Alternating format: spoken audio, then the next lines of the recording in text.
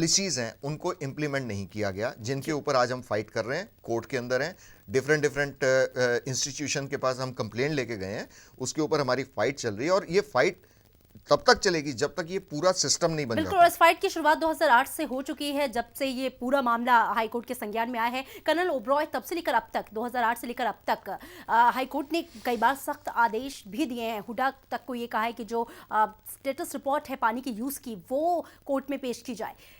क्या कुछ चेंजेस दिख रहा है आपको? क्या कुछ पॉजिटिविटी दिखाई दे रही है कि अब कुछ काम होगा, अब कम से कम ये जो अब तक चला आ रहा था उस पर लगाम लग सकेगी? ऐसे लगता नहीं था। अभी भी हम डिप्टी कमिश्नर को मिलने गए थे जी, और उसका रिस्पांस तो बिल्कुल ही ढीला था, जबकि उसको चाहिए था इसका कुछ करना, लेकिन उसने बिल्कुल कुछ भी करने से इनकार कर दिया।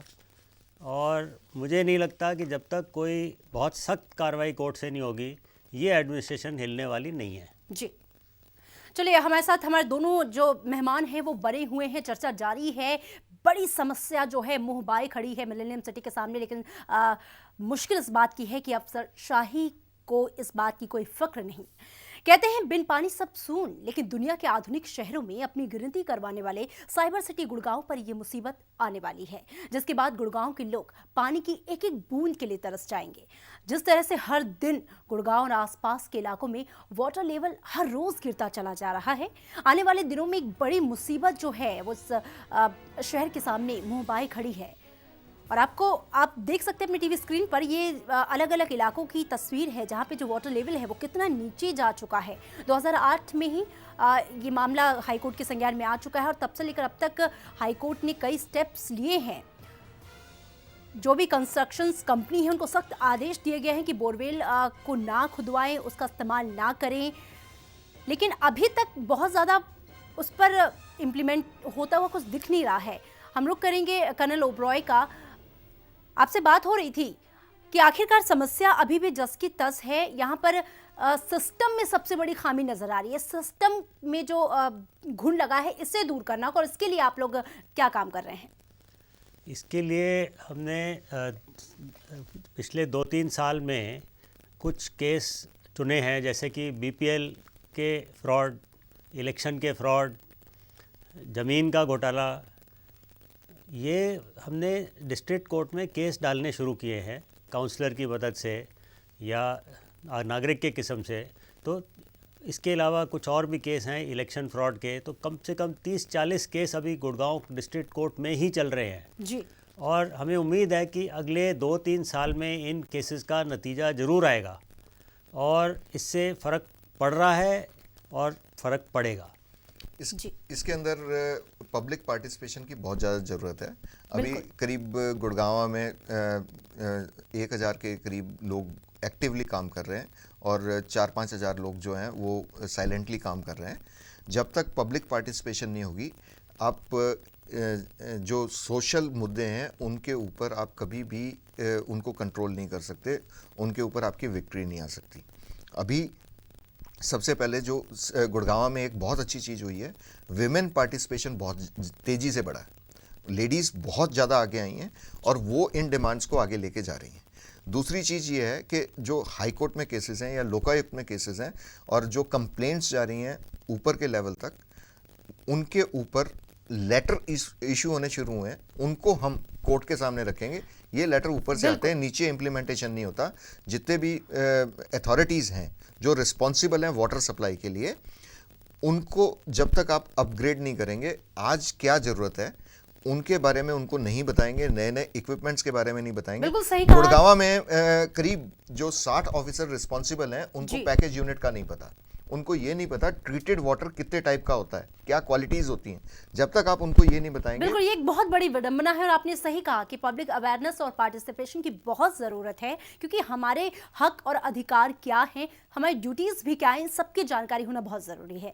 जी हाँ, गिरता भूजल स्तर समस्या ये वाकई गंभीर है, लेकिन ऐसा नहीं है कि अब तक इस पर किसी का ध्यान नहीं गया। मामला हाई कोर्ट के संज्ञान में है। गुड़गांव में गिरते ग्राउंड वाटर के मुद्दे पर आने वाले 30 अक्टूबर को हाई कोर्ट में सुनवाई भी होनी है और कोर्ट ने इसी दिन सेंट्रल ग्राउंड वाटर अथॉरिटी को वाटर लेवल की जांच करके रिपोर्ट पेश करने को कहा है। अंडर वाटर का लेवल लगातार गिर रहा है और विकास की कीमत चुका रहा है millennium city Gurgaon.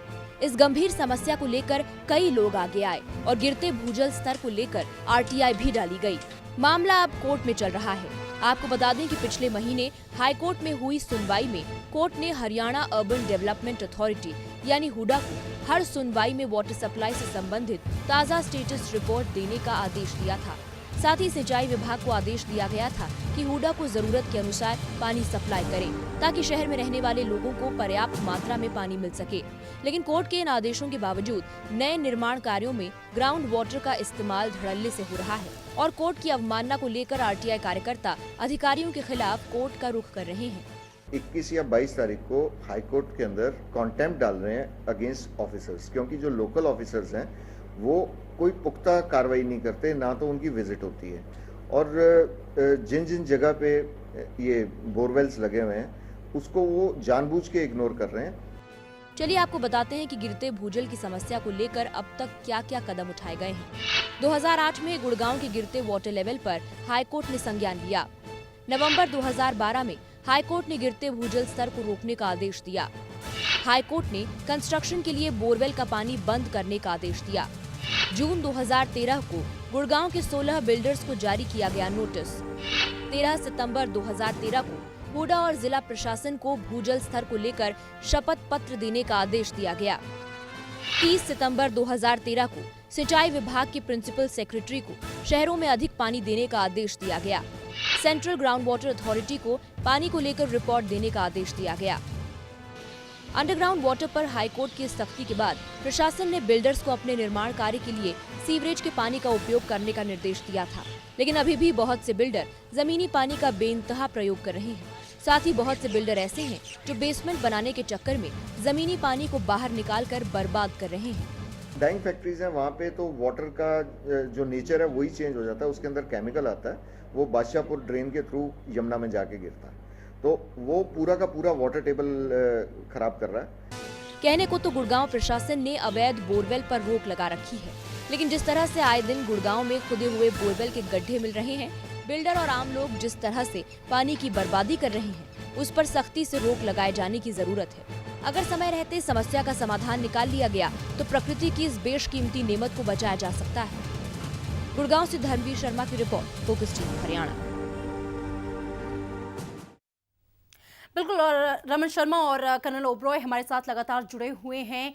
Colonel Oberoi, कहा जा रहा है कि अगर यही हाल रहा तो 2025 तक हालात ये होंगे कि गुड़गांव में पानी नहीं बचेगा, सूख जाएगी गुड़गांव की धरती। यहाँ पर आपसे एक सवाल ये भी है कि जो आम लोग हैं उनकी कितनी जिम्मेदारी बनती है, क्योंकि हम हर आदमी अपने घरों में पानी की बेइंतहा बर्बादी कर रहा है और ट्यूबवेल खुदवा ले रहा है पानी की आपूर्ति के लिए।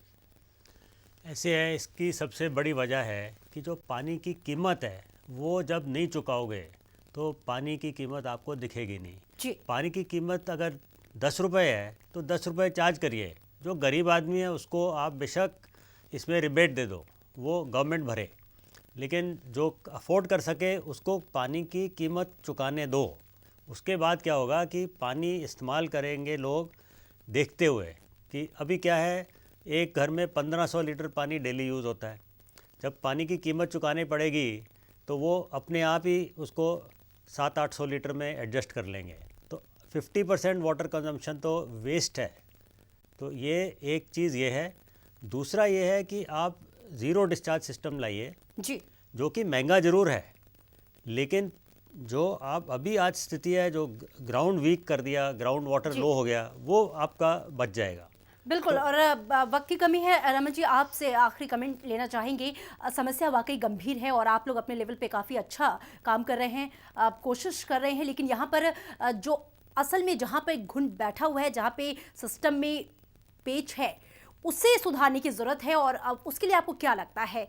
ये बहुत ज़्यादा देर नहीं चलने वाला, ये 1 साल के अंदर अंदर ये सारा सिस्टम ठीक होगा। कैनाल वाटर की सप्लाई सिस्टम के ऊपर हम लोग काम कर रहे हैं, जिससे कैनाल वाटर की सप्लाई हो और ट्रीटेड वाटर का इस्तेमाल अगले साल जनवरी से मार्च के बीच में थ्रू पाइपलाइन गुड़गांव में सप्लाई होना शुरू होगा, जिससे ड्रिंकिंग वाटर की डिमांड कम होगी और ट्रीटेड वाटर का इस्तेमाल ज़्यादा हो जाएगा। इसके अंदर कोऑर्डिनेशन की जो कमी है, रेलवे से पाइपलाइन डालने की परमिशन नहीं मिली, उसके लिए जी। हमारे को ऑनरेबल प्रेसिडेंट तक जाना पड़ा, उसके बाद परमिशन मिली। NHAI परमिशन नहीं देता है। ये जितना कोऑर्डिनेशन है, इस कोऑर्डिनेशन को हमारे को ठीक करना है, उसके लिए हम काम कर रहे हैं। बिल्कुल। उसके साथ हमारे को जो सरकारी अधिकारी हैं उनके कोऑर्डिनेशन की, उनके गाइडेंस की, उनके साथ की, वो बहुत ज़्यादा ज़रूरत है। बिल्कुल बहुत ज़्यादा ज़रूरत है। और यहाँ पर रमन जी आप आए, बातचीत की शुक्रिया, और कर्नल ओबरॉय आपका भी बहुत शुक्रिया, और इस काम के लिए आपको बहुत बहुत बधाई। लेकिन यहाँ पर एक बताते चलें कि गुड़गांव से लेकर चंडीगढ़ तक तमाम जो अधिकारी हैं उनसे हमने संपर्क साधने की कोशिश की, इस समस्या पर सवाल करना चाहा, लेकिन किसी ने इस मुद्दे पर बात करना मुनासिब नहीं समझा। कई लोगों ने फ़ोन तक पिक नहीं किया। ये विडंबना है, और शायद यही वजह है कि जो समस्या है वो इतनी विकराल होती चली जा रही है। चलिए, फोकस टीवी हरियाणा की मुहिम लगातार जारी है तब तक जब तक कि समस्या का समाधान ना हो जाए। इसी के साथ इस बुलेटिन में इतना ही। नमस्कार।